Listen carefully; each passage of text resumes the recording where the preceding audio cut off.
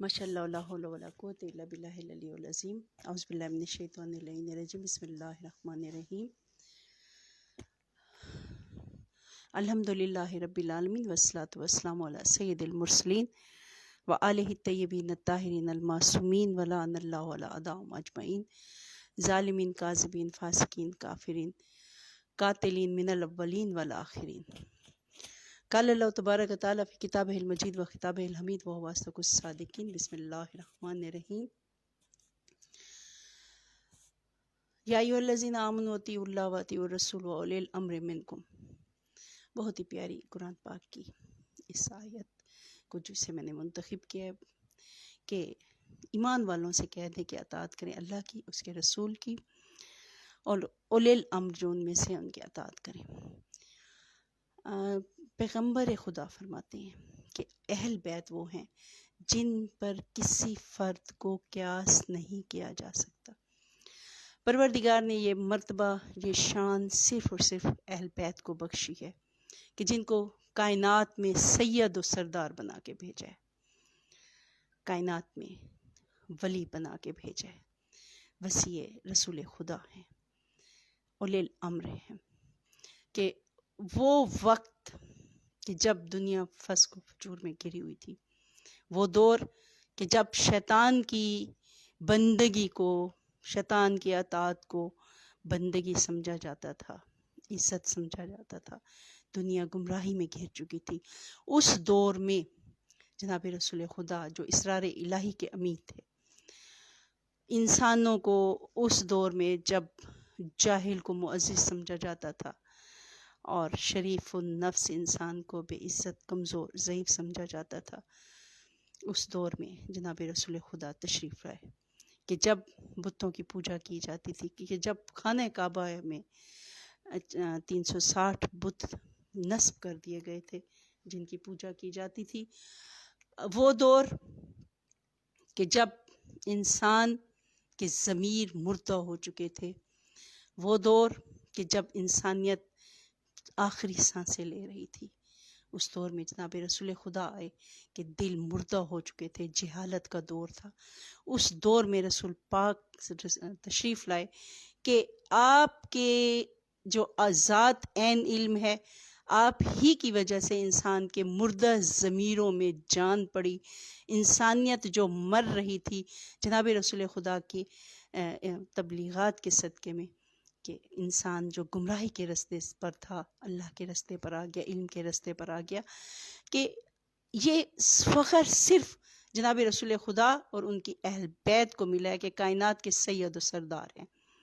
دنیا میں کوئی بھی ایسا انسان نہیں ہے جسے یہ فخر ملا ہو کہ اس کا حسب بھی اعلیٰ ہو، اس کا نسب بھی اعلیٰ ہو، سوائے اہل بیت علیہ السلام کے، کہ جناب فاطمہ الزہرا علیہ السلام کی شان سب سے جدا، سب سے بلند، کہ سیدۃ النساء العالمی ہیں، ام ابیہ ہیں، کہ وہ ہستی کہ جس کا کلمہ ساری دنیا پڑھتی ہے، وہ ہستی جو انبیاء کی سردار ہے، وہ ہستی کہ جو محبوب خدا ہے، وہ ہستی کہ جس کا نطق الہیہ ہے، قرآن پاک ہے، کلام الہی ہے، کہ اس کی بیٹی بھی ہیں، اور صرف وہ بیٹی، صرف بیٹی ہی نہیں بلکہ وہ ہستی ہیں کہ خود رسول کریم جب بھی فاطمہ الزہرا تشریف لاتی تھی، رسول پاک کھڑے ہو کر اپنی بیٹی کا احترام کرتے تھے، نہ صرف کھڑے ہو جاتے تھے، پیشانی پہ بوسہ دیتے، ہاتھوں پہ بوسہ دیتے، اپنی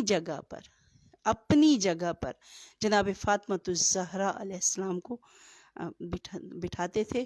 تو یہ نسب، یہ حسب کسی جو ہے خاتون کو نہیں ملا، اور پھر شہزادی کی اپنی ذات مبارکہ، اپنی ذات میں وہ اتنی کامل تھیں، اپنی ذات میں اتنی کامل تھی کہ اللہ نے کل نساء العالمین میں آپ کو سیدہ قرار دیا، اور اپنی توحید، اپنی صداقت کا گواہ مباہلہ میں بنایا کہ کل نَدْعُو ابناءنا ابناءکم ونساءنا ونساءکم وانفسنا انفسکم کی آیت جب نازل ہوئی، تو رسول پاک مباہلہ کی طرف جب میدان کی طرف چلے تو آپ کے ساتھ بی بی فاطمہ الزہرا، مولا حسن علیہ السلام، مولا حسین جو اس وقت بچپنے میں تھے، اور جناب رسول خدا کی ذات مبارک کے ساتھ مولا کائنات تھے کہ پنجتن پاک وہ ہستی ہیں کہ کائنات نے دیکھا کہ اگر رسول پاک نے فضیلت بیان کی تو مولا کائنات کی بیان کی امام حسن علیہ السلام کی،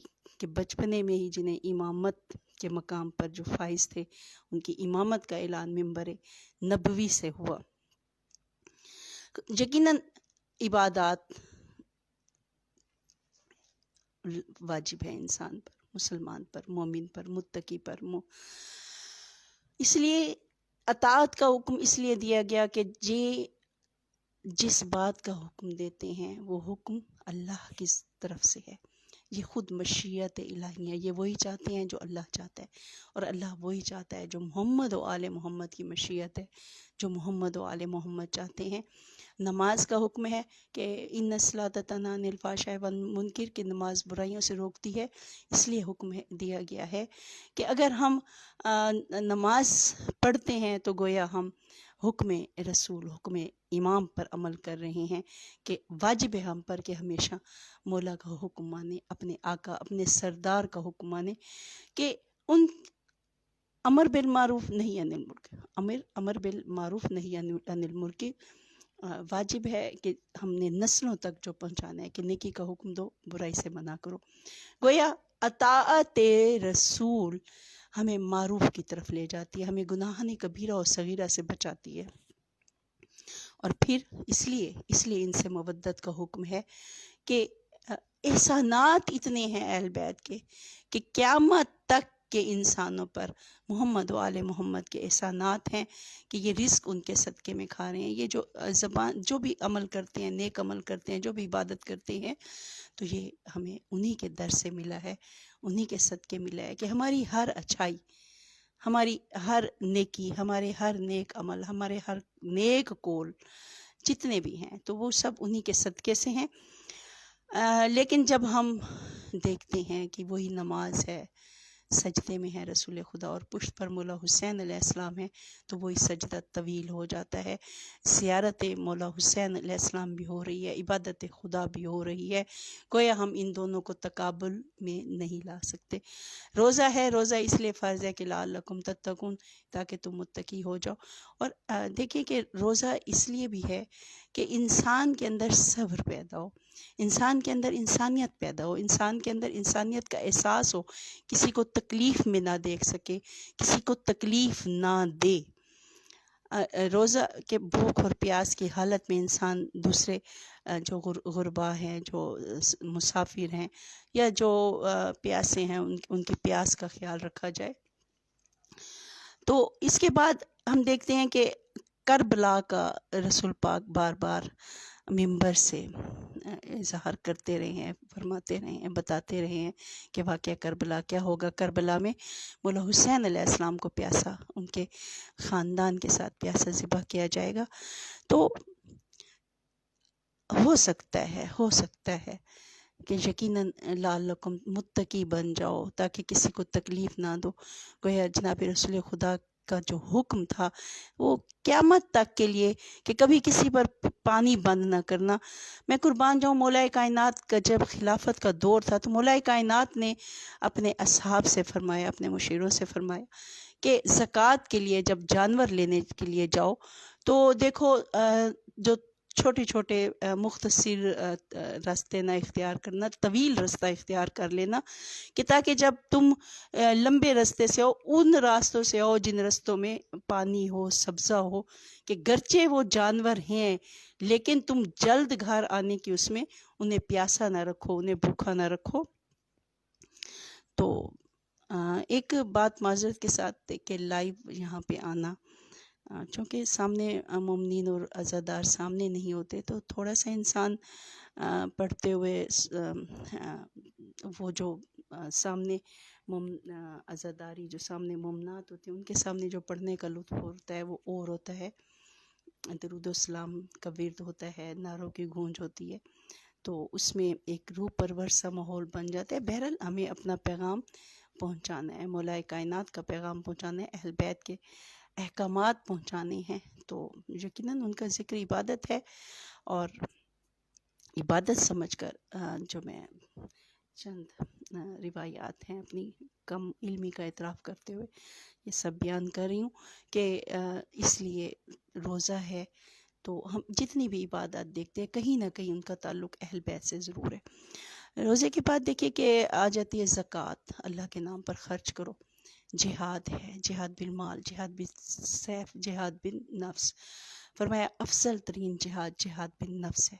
جہاد بالمال ہے کہ رسول پاک نے فرمایا کہ دیکھو اپنے یہ مت سمجھو کہ تم اگر اللہ کی راہ میں خرچ کرو گے تو مفلس ہو جاؤ گے یا فقیر ہو جاؤ گے۔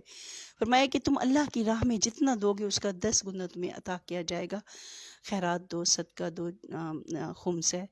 تو یہ ساری چیزیں جو ہیں غربا کی مدد کرو کہ جب بھی خرچ کرو گے تمہارے رزق میں برکت ہوگی۔ میں محمد مصطفیٰ صلی اللہ علیہ وسلم اس بات کا ذمہ دار ہوں کہ تمہارے رزق میں برکت ہوگی۔ کوئی شخص آیا، اس نے کہا یا رسول اللہ بیمار ہوں، فرمایا صدقہ دو۔ ایک اور شخص آیا، اس نے کہا یا رسول اللہ میں غریب ہوں، مال کی کمی ہے، فرمایا صدقہ دو۔ ایک اور شخص آیا، اس نے کہا یا رسول اللہ مشکلات میں گھرا ہوا ہوں، تو رسول پاک نے فرمایا کہ صدقہ دو۔ گویا اللہ کی راہ میں مال کو خرچ کرنا مال میں برکت کا سبب ہے، مال کی کمی اس میں نہیں ہوتی۔ جہاد بھی سیف ہے، جہاد بھی سیف، تلوار سے جہاد کرو، زخمی ہو جاؤ، اپنا خون کا قطرہ قطرہ اللہ کی راہ میں دے دو، اور اس کے بعد اللہ کی راہ میں شہید ہو جاؤ یا غازی ہو جاؤ۔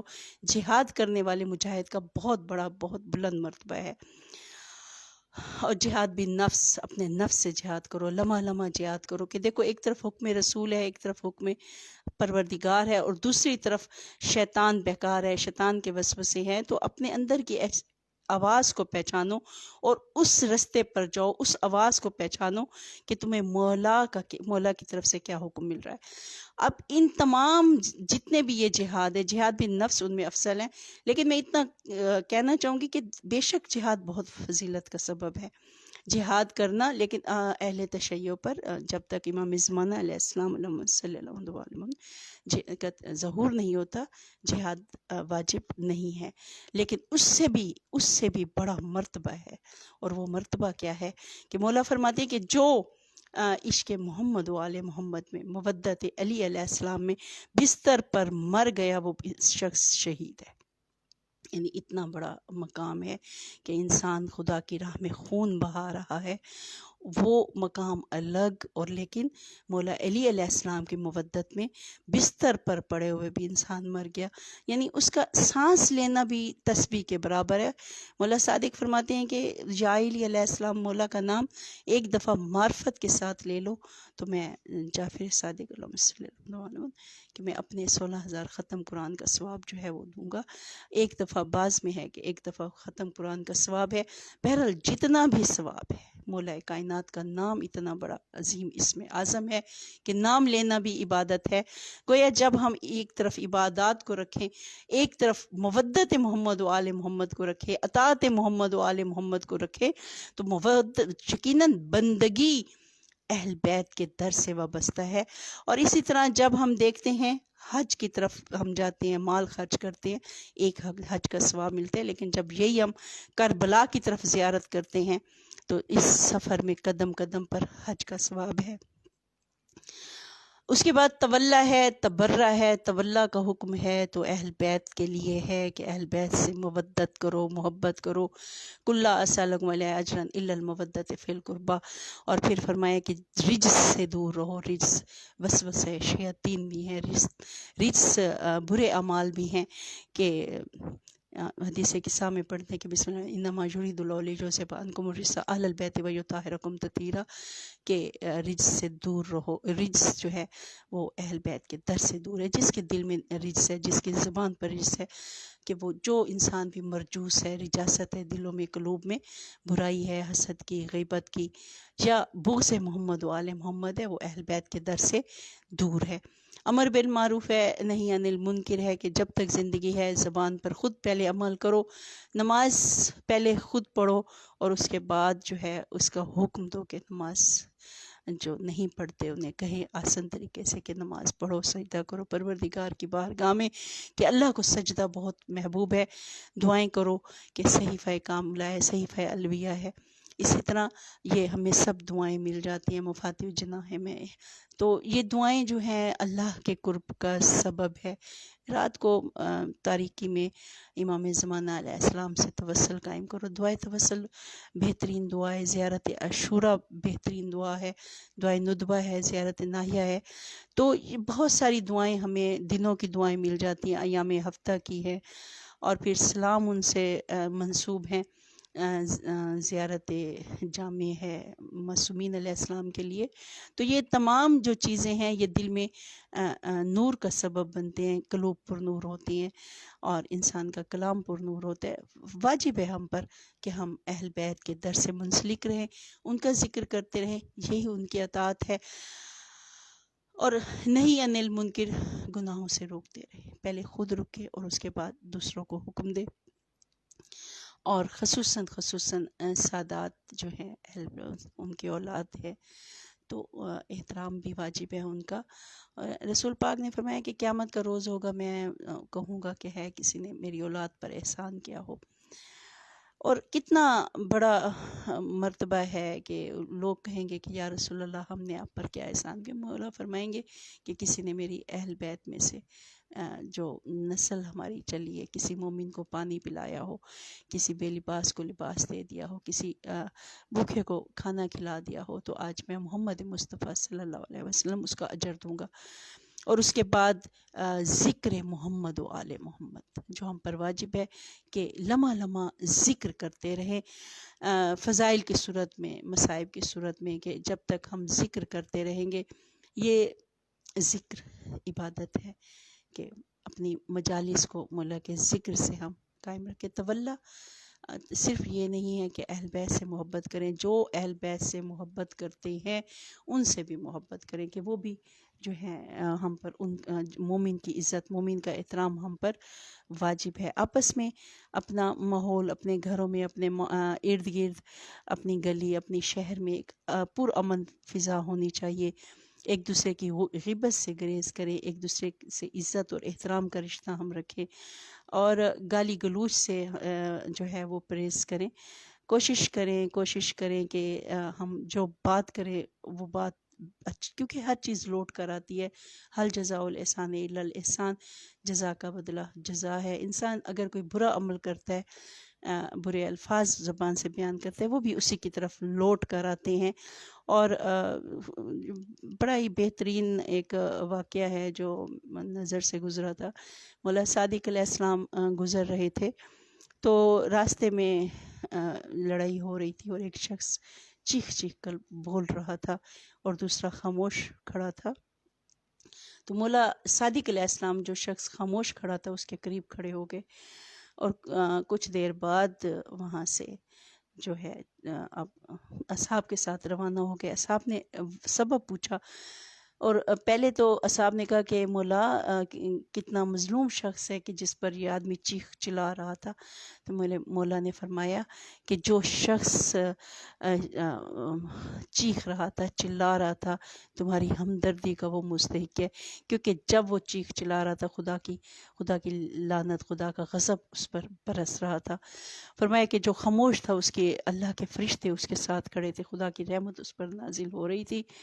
تو مقصد کہنے کا یہی ہے کہ ہمیں جو ہے ہمیشہ اس بات کا خیال رکھنا چاہیے کہ اگر کوئی ہم سے زیادتی کر لیتا ہے تو ہمیں پلٹ کر اس کے ساتھ، جو ایک بات ہے کہ اینٹ کا جواب پتھر سے، یا ہم پہلے بچپن میں اپنے بچوں کی تربیت کرتے تھے اور انہیں یہ کہا کرتے تھے کہ دیکھو اگر باہر کوئی تم سے زیادتی کر لے تو خاموشی سے سر جھکا کر گھر لوٹ آیا کرو. لیکن آج وہ ماحول نہیں ہے. آج پیرنٹس بھی بچوں کو یہ تعلیم دیکھتے ہیں کہ دیکھو اگر کوئی تمہیں ایک سنائے تو اس کو 1 کے 10 جواب دو. وہ چاہتے ہیں کہ ماشاء ہمارے بچے دب کر نہ رہیں، ہمارے بچے جو ہے ٹھیک ہے، غلط چیز کو روکنا چاہیے، لیکن لا تفسدوا فی الارض، اللہ کی زمین پر فساد پیدا نہ کرو۔ مولا حسن علیہ السلام راستے میں گزر رہے تھے، ایک شامی تھا، نازیبا الفاظ میرے مولا سے اس نے کہے، مولا خاموش رہے۔ جب وہ بول کے تھک گیا، میرے مولا فرماتے ہیں کہ چلو میرے گھر، اگر بھوکے ہو تو کھانا کھلاؤں، اگر تمہیں مال کی ضرورت ہے تو میں تمہاری مدد کروں۔ مولا ساتھ لے آئے اور اسے انعامات دیے۔ جب وہ جانے لگا قدموں پہ گر پڑا، کہا پروردگار نے بے شک اپنا دین اہل بیت میں رکھا ہے، وہ بہتر جانتا ہے کہ اس کے دین کے محافظ کون ہیں۔ اور میں ایک بات کہتی ہوتی ہوں کہ دیکھیں، دین پہنچانا آسان تھا، دین بچانا مشکل تھا۔ دین پہنچانے والے ایک نہیں، دو نہیں، 1,24,000 انبیاء آئے، اور جب بھی وہ اللہ کا پیغام لے کر آئے، ان کی قوم نے ان کے ساتھ بدترین سلوک کیا، ایمان لانے والے بہت کم تھے۔ حضرت نوح علیہ السلام کی جتنی بھی طویل زندگی تھی، صرف 80 لوگ آپ پر ایمان لائے۔ اس کے بعد ہم دوسرے انبیاء کو دیکھتے ہیں، کسی کا جسم کو آروں سے چیرا گیا، قتل کیا گیا، پتھر مارے گئے، ظلم کیا گیا، نافرمانی کی گئی۔ کہ ہم نے دیکھا کہ کئی انبیاء ہیں جو اتنے دل برداشتہ ہوئے کہ اپنی قوم کے لیے، حضرت شعیب علیہ السلام ہیں، حضرت نوح علیہ السلام ہے، کہ بد دعا کی اور ان پر قوموں پر عذاب آ گیا۔ اتنا 1,24,000 انبیاء جو آئے ہیں تو دین پہنچا رہے تھے، اللہ کا پیغام پہنچا رہے تھے، تو ان پر اتنے ظلم و ستم ہوئے۔ جناب رسول خدا مدینہ کے باہر چوک پہ کھڑے ہوتے اور اللہ کا پیغام پہنچاتے، فرماتے کہ لوگوں، پاک پروردگار واحد لا شریک ہے، اس پر ایمان لے آؤ، میں محمد اللہ کا رسول ہوں، برائیوں سے باز آ جاؤ، حرام کاموں سے بچو۔ اتنے پتھر مارے گئے طائف میں کہ آپ کے سر مبارک سے خون جاری ہوا، قدموں تک رسول خدا لہولہان تھے زمین پر، قدموں سے ان کے خون بہہ رہا تھا۔ کبھی اوجھریا پر ڈالی گئی، کبھی واقعات ان میں کتنی سچائی ہے کتنی نہیں، لیکن میں نہیں مانتی کہ کوئی غلاظت جناب رسول خدا کو چھو جائے، لیکن یہ بھی بیان کیا جاتا ہے کہ بوڑھی عورت تھی، وہ راستے میں کوڑا ڈالتی تھی، وہ جیسے بھی، لیکن بہرحال راستے میں کانٹے بچھائے جاتے، تنہا کر دیا گیا، شب ابی طالب میں قطع تعلق کر دیا گیا، غذا نہیں تھی، اہل بیت کے بچے بھوک اور پیاس سے تڑپتے تھے۔ تو اتنے مظالم ہوئے جناب رسول خدا پر، تنہا ہو گئے کہ آپ کو مکہ سے ہجرت کر کے مدینہ آنا پڑا۔ تو دین پہنچانا، ولایت کا اعلان، جب غدیر خم میں ولایت کا اعلان ہوئے، من کنت مولا فہذا علی مولا، کہ آج جو ہے دین جو ہے وہ کامل ہو گیا، دین مکمل ہو گیا جناب مولا علی علیہ السلام کی ولایت کے ساتھ ہی، اور امامت 12 اماموں کے تھا، محافظ دین پر، بلکہ وہ خود ہی دین ہے، کیونکہ مولا کائنات فرماتے ہیں میں وہ دین ہوں جس کی تکذیب کی گئی، میں وہ ذکر ہوں جسے بھلا دیا گیا۔ تو دین پہنچانے والوں پر اتنے مظالم ہوئے، تو دین بچانے والوں پر کتنے مظالم ہوئے، یہ انسانی عقل اس کا ادراک نہیں کر سکتی۔ جب ہم مولا کائنات کو دیکھتے ہیں کہ رسول پاک کے بعد اب ایام فاطمیہ، جناب فاطمۃ الزہرا کے ایام شروع ہونے والے ہیں، لیکن اس سے پہلے مولا امام زین العابدین علیہ السلام کا روز ظہور جو ہے وہ قریب ہے۔ مبارکباد پیش کرتی ہوں۔ صحیفہ کاملہ مولا سجاد علیہ السلام کی دعاؤں کا مجموعہ ہے، پروردگار ہم سب کو توفیق دے کہ ہم ان دعاؤں کو اپنا ورد بنا لیں، ان دعاؤں سے پروردگار کا قرب حاصل کریں ان دعاؤں کے ذریعے سے۔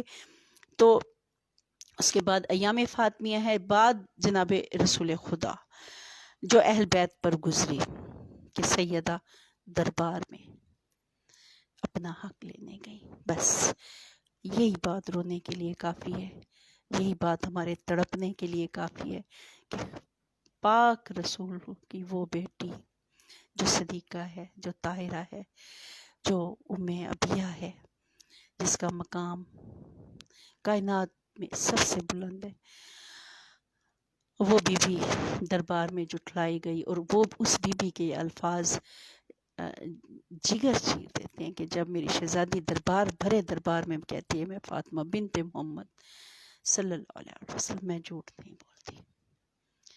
وہ صدیقہ بی بی، ان کو جٹلایا گیا. اس سے بڑھ کر کیا قیامت ہوگی کہ سیدہ کا در چلایا گیا، اور اس سے بڑھ کر کیا قیامت ہوگی کہ سیدہ کی پسلیاں ٹوٹ گئی. کسی ڈاکٹر نے کہا کہ واقعی سیدہ کی پسلیاں ٹوٹ گئی.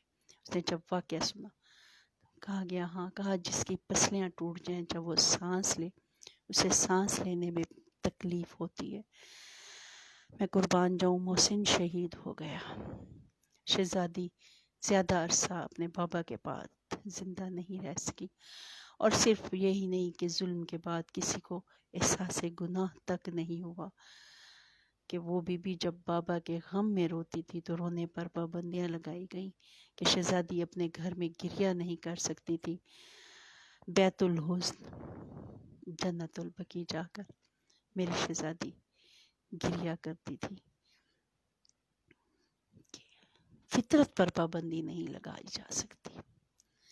رونا انسان کا حق ہے. جب کسی کا عزیز پیارا دنیا سے چلا جاتا ہے تو فطرتاً انسان روتا ہے. میں قربان جاؤں کہ رسول خدا جیسا بابا بی بی فاطمہ الزہرا کا جدا ہو گیا، اور رونے پر پابندی تھی. بی بی فاطمہ الزہرا کے بعد مولا کائنات نے 25 سال گوشہ نشینی میں. مولا فرماتے ہیں انا اول من المظلومین. وہ علی مرتضیٰ جس کا پورا خاندان کربلا میں شہید کر دیا گیا. وہ علی مرتضیٰ جس کی بیٹیاں بے مکنا، بے چادر، بے ردا،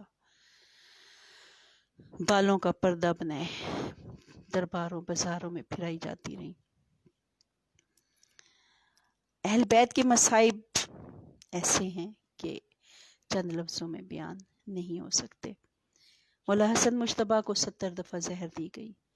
مولا حسن مجتبیٰ کے جگر کے ٹکڑے کٹ کے تشت میں گرے. مولا حسن مجتبیٰ کے بعد ہم دیکھتے ہیں کہ مولا حسین علیہ السلام مدینہ چھوڑ کر کربلا کے صحرا میں آ گئے. وہاں زمین خرید کر خیمے نصب کیے گئے، لیکن حاکم کی طرف سے، یزید کی طرف سے حکم آیا کہ یہ خیمے یہاں سے اکھاڑ دیے جائیں، پانی اہل بیت پر بند کر دیا جائے. انسان عبادات کو افضل سمجھتا رہا. قاری قرآن جمع ہو گئے، حافظ قرآن جمع ہو گئے، نمازی جمع ہو گئے، کلمہ گو جمع ہو گئے. امت رسول کی، خاندان رسول کی دشمن ہو گئی. وہ مولا حسین علیہ السلام، وہ میرا کریم امام، جب کربلا کے میدان میں فرات کے کنارے سے خیمے ہٹا لیے گئے، لیکن وہاں بھی امت نے اتنا لحاظ نہ کیا کہ رسول کی نواسیاں ساتھ ہیں، علی و فاطمہ الزہرا کی بیٹیاں ساتھ ہیں، بچے ہیں، گرمی کا دور ہے. میں قربان جاؤں 7 محرم سے پانی بند ہوا، اور روز عاشور وہ قیامت کا دن تھا کہ مولا حسین اپنے ایک ایک انصار میں سے ایک ایک صحابی کو، اپنے اہل بیت کے ایک ایک فرد کو حسرت سے دیکھتے رہے. اور اللہ جانے کس دل سے میرے مولا نے رخصت کیا. علی قاسم کو رخصت کیا تو میرے مولا حسین بہت روئے. کیسے اونو محمد جیسے پیارے بیٹے کربلا میں قربان کیے دین پر، صبر و شکر کے ساتھ، خدا کی رضا پر راضی کہ پروردگار تیری بارگاہ میں حسین کا سر جھکا ہوا ہے، جو تیری رضا وہ حسین کی رضا. عباس جیسے بھائی کے بازو قلم ہو گئے. علی اکبر جیسے شبیہ مصطفیٰ کے سینے میں برچھے لگ گئے. علی اصغر دین پر قربان کر دیا گیا، اور خود سر جھکائے وقت آخر صدا بلند کی، صدائے استغاثہ، حل من ناصر ینصرنا، ہے کوئی حسین کی مدد کرنے والا. اور پھر میرے مولا نے فرمایا ہاں تمہارے شکموں میں حرام ہے، تم حسین کی آواز نہیں سنو گے، اس لیے کہ تمہارے شکم جو ہیں وہ حرام غذاؤں سے بھرے ہوئے ہیں. اور وہ تنہائی کا عالم کہ جب خیام کو حسرت سے دیکھا، خیام سے باہر آئی. میں نے شہادت مولا حسین علیہ السلام بیان نہیں کرنی، لیکن مولا حسین علیہ السلام کی مظلومیت، یقیناً یہ درد، یہ زخم، یہ کرب و بلا کی تمام مصیبتیں جتنی بھی آئیں اہل بیت پر، جناب زینب کبریٰ نے روز عاشور، جیسے مولا حسین علیہ السلام ہر شہید کو قربان ہونے کے لیے بھیجتے رہے، بی بی زینب کبریٰ تیار ہو کر الوداع ساتھ کہتی رہیں. لاشیں کربلا میں آئے، کربلا سے خیمہ گاہ میں آئے، میری شہزادیاں روتی رہیں. بی بی زینب کبریٰ وہ ہستی ہیں کہ رسول پاک نے فرمایا تھا کہ مثل خدیجۃ الکبریٰ ہے. چند جملے بس بی بی زینب کبریٰ کی مصیبت کے. ام المصائب بی بی فاطمہ الزہرا پر اتنی مصیبتیں ٹوٹی ہیں کہ بی بی فرماتی تھی کہ بابا اگر وہ مصیبتیں، اگر سبت علی المصائب لو انہا سبت علی الایام سرنا علیہ، کہ بابا مجھ پر وہ مصیبتیں نازل ہوئی، اگر پہاڑوں پر مصیبتیں آتی تو پہاڑ ریزہ ریزہ ہو جاتے، اور اگر دنوں پر پڑتی تو دن سیاہ ہو جاتے. میں قربان جو میری شہزادی. لیکن بی بی فاطمہ الزہرا کا لقب ام المصائب نہیں ہے، بی بی زینب کبریٰ ہے جن کا خطاب ام المصائب ہے. کہ بی بی فاطمہ الزہرا دربار میں گئی تھی، سر پہ چادر موجود تھی، علی جیسا شوہر قریب تھا، حسنین جیسے بیٹے ساتھ تھے، کنیزیں ساتھ تھیں، اپنے گھر میں تھی. اور جب بی بی زینب کبریٰ کو جب درباروں میں جانا پڑا تو حسین جیسا بھائی شہید ہو چکا تھا، علی اکبر جیسے، اونو محمد جیسے، قاسم جیسے بیٹے شہید ہو چکے تھے، عباس جیسا بھائی شہید ہو چکا تھا. کوئی نہیں رہا سوائے سید سجاد کے، قاتلوں کے درمیان جسے بار بار شہزادی بچاتی رہی. اور شہزادی جب دربار میں آئی ہیں، کہاں سے گزر کر آئی ہیں؟ بدماشوں کے مجمع سے گزر کے آئی ہیں. وہ شہزادی کس کے دربار میں آئی ہیں؟ یزید جیسے شرابی کے دربار میں آئی ہیں. اور جب یزید نے کہا کہ اے بی بی تجھے کس کا زیادہ صدمہ ہے، حسین کی موت کا صدمہ ہے یا علی اکبر کی موت کا یا عباس کی موت کا زیادہ صدمہ ہے؟ میری شہزادی نے اس وقت رو کر کہا تھا اے یزید مجھے اپنے بیٹے اونو محمد کی شہادت سے زیادہ، مجھے اکبر کی موت کے غم سے زیادہ، مجھے عباس کے بازو کٹنے سے زیادہ، مجھے میرے بھائی حسین سے زیادہ اس بات کا غم میں کہ میری ماں کا جنازہ رات کی تاریکی میں اٹھا تھا اور میں تجھ جیسے شرابی سے، زینب علی کی بیٹی ہو کر تجھ جیسے شرابی سے ہم کلام ہوں.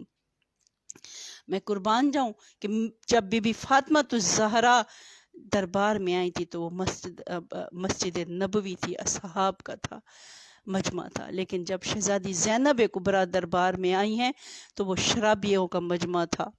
اور بے مکن و بن چادر میری شہزادی دربار میں آئی ہیں، اور کہاں رسول کی نواسیاں اور کہاں زندان بلا جرم و بے خطا. 1 سال میری شہزادیوں نے قید نبھائی. اور یہ عرصہ کیسے گزرا ہے؟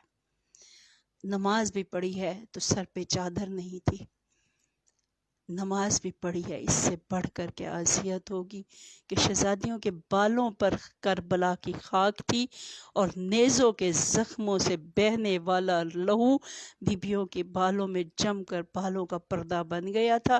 وہ بی بی خدا جانے کیسے زندہ کی سختیاں برداشت کی کہ جہاں غذا بھی کم تھی.